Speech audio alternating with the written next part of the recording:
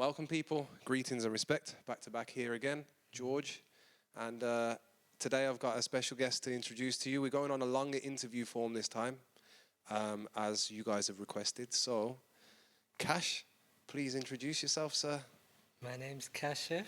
Everyone knows me as Cash. It's easier to pronounce. And yeah, I'm glad to be here. Thank you for having me. No worries. Thank you for coming through. So, I suppose let's get into it. So, obviously, music.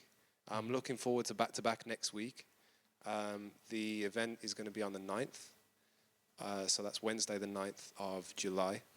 And this event is billed as a hip-hop R&B show. So the DJs that we've got playing is yourself, we've got JDY, and we've got K Caleb as well.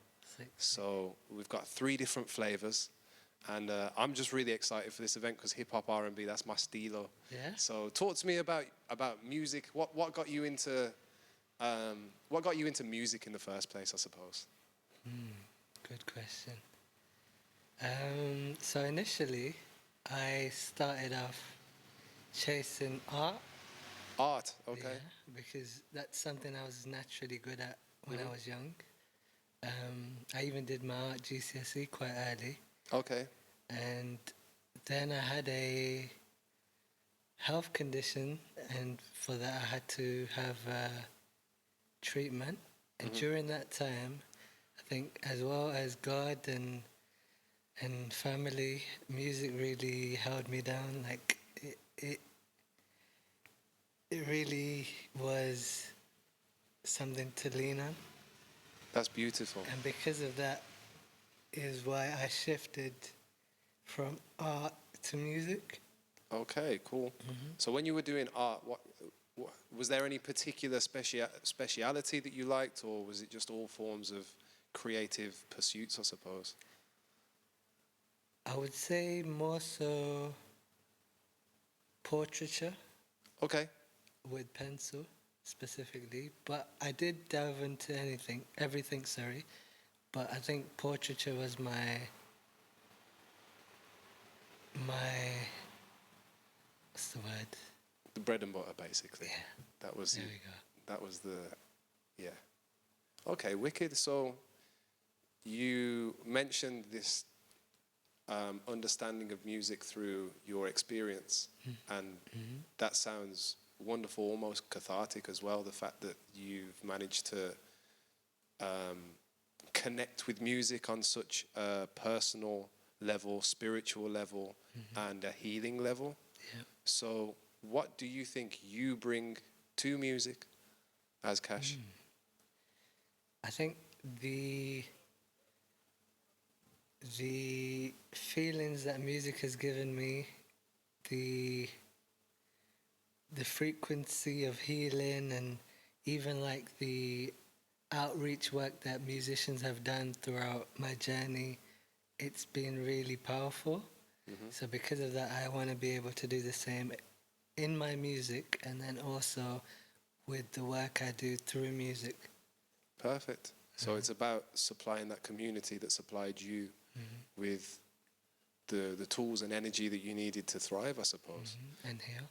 Yeah, man. That's a wonderful thing, and I think if more people thought in that way and experienced their music in that way, the world would only be a better place.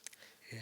So yeah, definitely big up for having such a mature head on your shoulders as well. So how old are you, Cash, if you don't mind me asking? 28. 28. Okay, wicked. So still young and still got your whole career ahead of you. So talk to me more about the beginnings of your music journey. So you've gone through this transition from art into music, and there we go, one of the cameras has died, but we can keep it moving. So we have gone through this transition from art into music. And what was your first experience of like creating music? Because I know in my experience, I definitely was first a listener before I became a creator. Yeah. What was that first expression of creation in music for you? I think it was the same as yours, as a listener, just consuming. And then I just fell in love with melody. Okay. And then from there, I picked up singing, and then auditioned for a music course in college as a singer. Mm-hmm. Um, that started off really well, and then in band practice, certain musicians never used to show up, so I filled in on the keyboard a couple of times and Okay. started to get a knack for that. Okay. And from there, I did walk past like the studio room a few times and thought, okay, well, if I learn how to use the mixer and all the equipment, I could be a whole band myself. And from there, picked up production. Okay. And through applying to university for production, I ended up forcefully learning engineering, which was beneficial Mm-hmm. because you can use it in studio space as well as the live space. Big time. And then DJing is something I only picked up last year, November-ish. Okay. Mm-hmm. So what was the thing that drew you, sorry, to DJing then? I think just being able to share your personal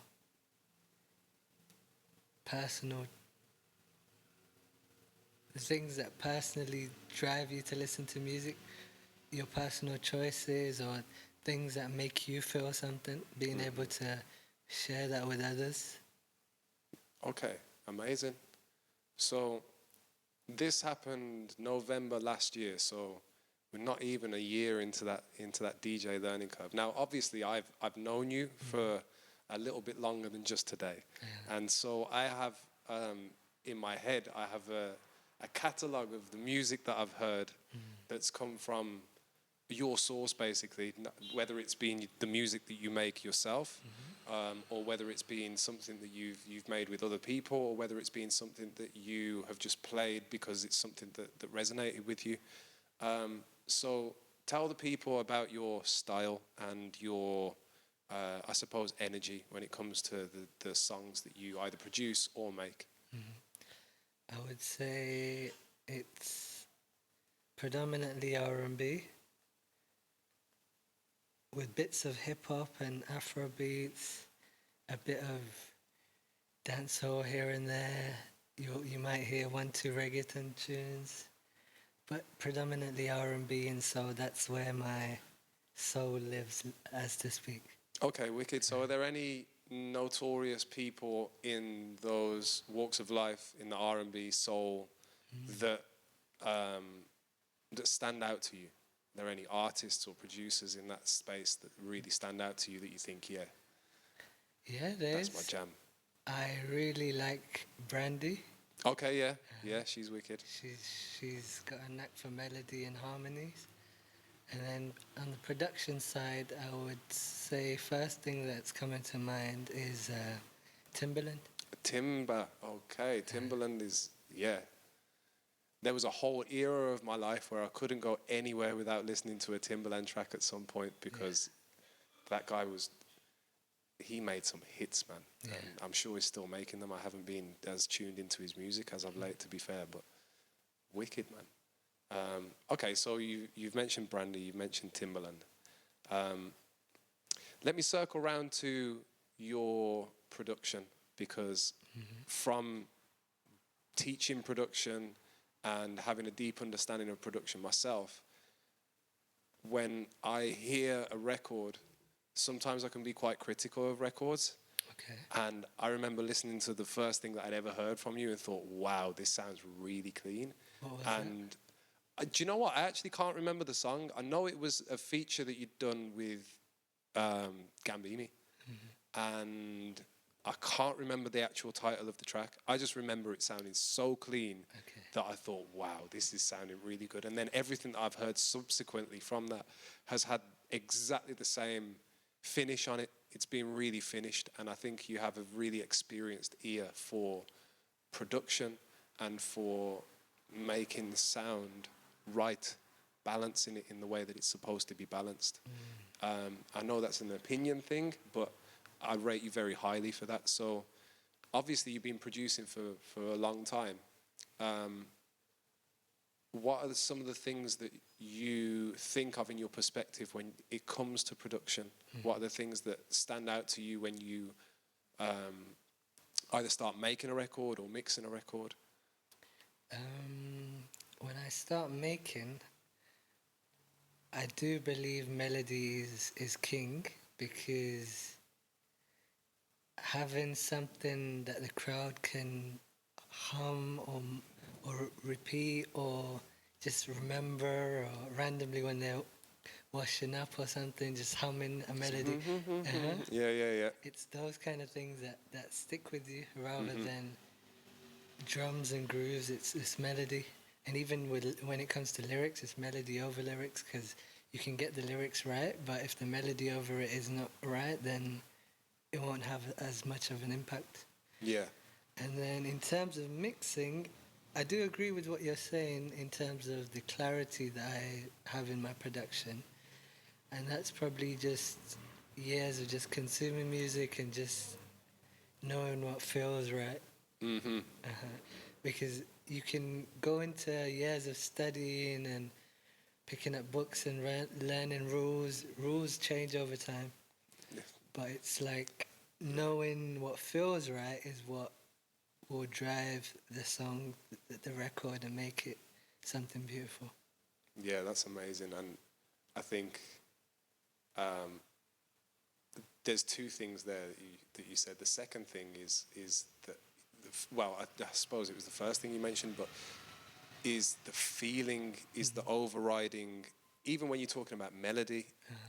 I know when you said mixing, that feeling is the most important thing, but when it comes to melody, for me, melody is the carrier of feeling in the music. It makes me feel something before I even hear a lyric or understand the concept to do with anything. And I think that's a beautiful way to approach music, because I feel like music intrinsically within itself is feeling.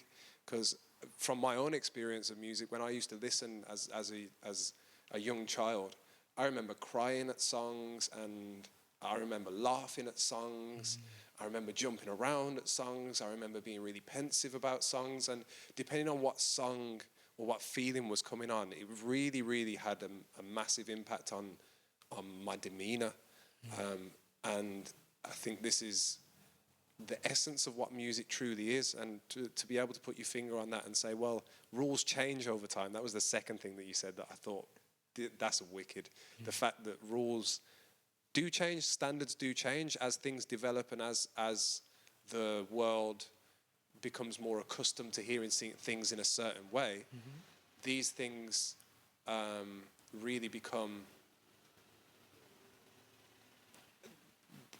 they may morph very gradually, but over time you can see big jumps in sound. And I think for you to say, I'm not following a rule, I'm following a feeling, is a beautiful way to approach Because production. even when you learn how something works, for example, let's say you learn how a compressor works, but then not following like a certain set ratio that you would normally do, just follow your intuition and follow what feels right for that type of vocal or that type of guitar or whatnot. And then when you said earlier about having songs that you've lived with when you've gone through different emotions, it's because that music actually supports where you're at in that time. Yeah. And certain times you'll notice with the same song, when you're in a jolly mood, you'll listen for the melody more and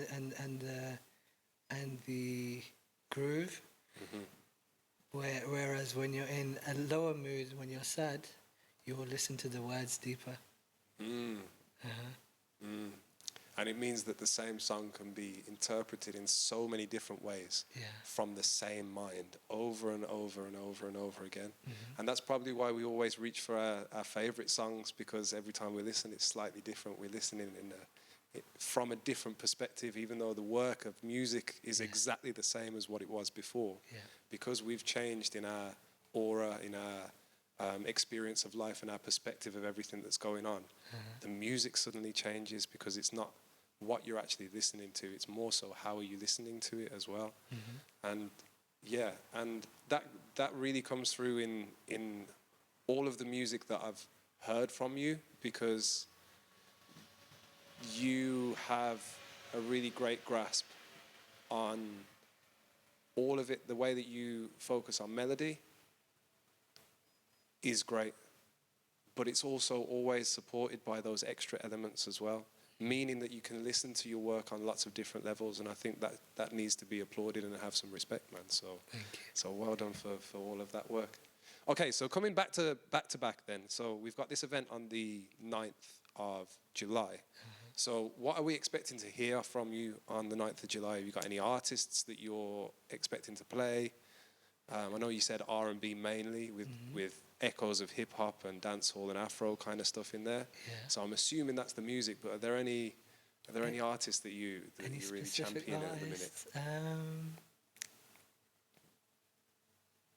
Thinking back to my playlists, yeah, there's a few names that come to mind.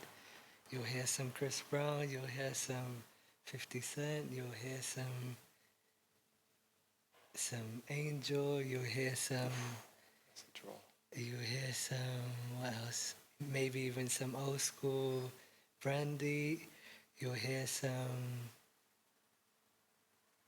even some local musicians. You'll also hear some trap musicians like Gunna, Lil Baby, a mix of everything. Yeah, man, wicked. So I'm really looking forward to that, and yeah, man, we're gonna film a little bit of a demo mix so that we can drop something just before we actually do the real event, so that the people can see what we've got in store for them. Of course. And I'm just excited to see you on your learning curve when it comes to DJing, because I know how Chris your music sounds when it comes to production. Yeah. I just know that you understand how to control sound.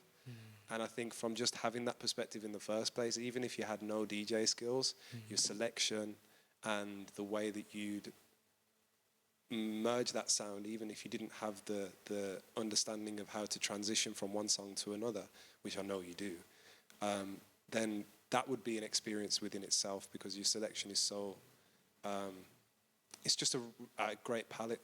Like you're not just giving one flavor. Yeah. You're given a lot of different flavors. It's like the ice cream when you get the 3 flavors across. Yeah.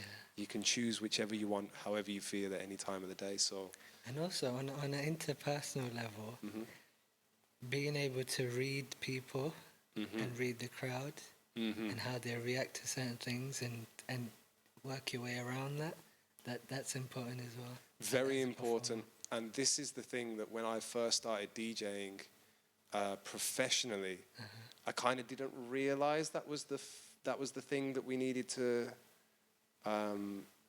go through until my first gig that I played out to a crowd. And you realize how in the moment you are with people. And I mean, I'm many years down the line in my craft now, that I've played to audiences in lots of different countries and lots of different spaces with lots of different genres. And I start to see similarities within people, and it makes it easier to read people because I have so much experience to draw from. But I find that I'm spending probably about 70% of my time every single time that I'm DJing just looking at the crowd and seeing, okay, how did that go down? Oh, maybe change this, fix that, change this, fix that. And the fact that you have the access and the knowledge of so many different types of music and so many different vibes gives you the tools to be able to facilitate whatever it is that the audience in front of you are looking for. And I really think this is what separates great DJs from DJs that can play. Because a DJ that can play you can always choose what songs you like. You can always choose to play for yourself. But being able to almost remove yourself from the mix and say, I'm in service of the people in front of me here, and I'm doing this as a service, that is something that is definitely experienced by everybody on the dance floor. There have been many DJ performances that I've been to that missed that mark, and there have been many DJ performances that I've been to that really hit that on the nail of the head. And you notice how connected everybody in the venue feels in those moments, because they're being looked after, whether they consciously know it or they don't consciously know it, because depending on your level of perception of music, I suppose, you may know it or not understand it quite yet, but you can feel it every single time. It's that same thing as what you're saying, feeling overrides all of it, and I'm just really excited to feel that mix, man. That's going to be wicked. Okay, so before we wrap everything up, obviously we've got back-to-back on the 9th of July, but what's the future for Cash? Have you got anything in your sights that you're looking to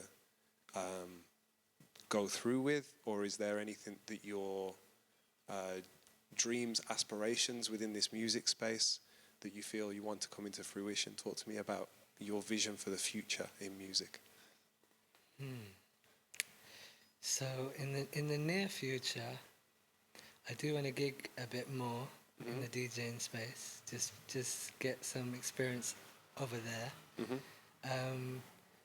But the whole reason I even chose to DJ is to put others on, because I know there's talent everywhere in the world, and it's like some people won't get the opportunity because they aren't in a record situation, or they don't have the finances.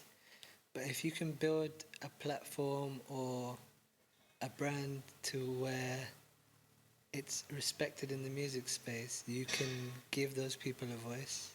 And that goes for producers, singers, rappers, songwriters, engineers, and everyone who needs a platform. Yeah. So eventually, with everything that I do, production, engineering, and DJing now, I do want to be that voice that gives real talent a platform. A voice for the people.